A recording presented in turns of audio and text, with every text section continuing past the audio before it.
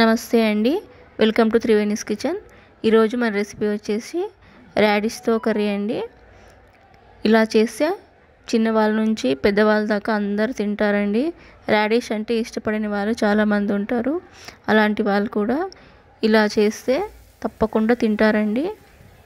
ఒకసారి తప్పకుండా మీరు కూడా ట్రై చేయండి. ఇప్పుడు మన వీడియోలోకి వెళ్ళిపోదాం. ముందుగా కావాల్సినవి రాడిష్ అండి. నేను చెక్కు తీసి పెట్టుకున్నాను. ఇప్పుడు ఈ రాడిష్ని తురుముకొని పక్కన పెట్టుకోవాలి. తురుముకున్నాక ఇప్పుడు చేత్తోనే ఇలా వాటర్ని పిండుకోవాలండి.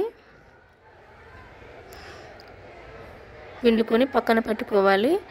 ఇప్పుడు దీనికి కావలసినవి టమాటా ముక్కలు, 3 ఎండుమిర్చి, కరివేపాకు. ఇప్పుడు స్టవ్ పైన ఒక కడాయి పెట్టుకొని అందులో 4 టేబుల్ స్పూన్ల దాకా ఆయిల్ వేసుకొని కాగాక ఆవాలు, జీలకర్ర వేసుకోవాలి.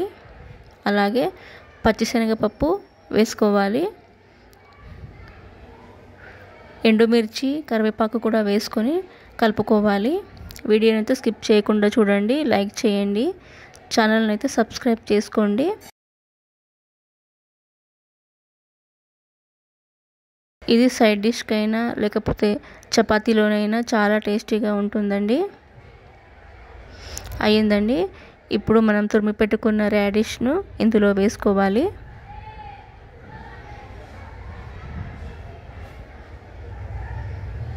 వేసుకున్నాక 1/2 టేబుల్ స్పూన్ పసుపు, 1/2 టేబుల్ స్పూన్ ఉప్పు, అలాగే కట్ చేసి పెట్టుకున్న టమాటా ముక్కలను వేసుకొని బాగా కలుపుకోవాలి.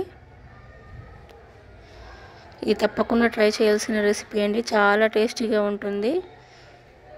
ఇలా చేస్తే ఈ కర్రీని డైరెక్ట్గా కూడా తినేసేయచ్చు. ఇలా కలుపుకొని 2 నిమిషాల పాటు మూతను పెట్టుకోవాలి.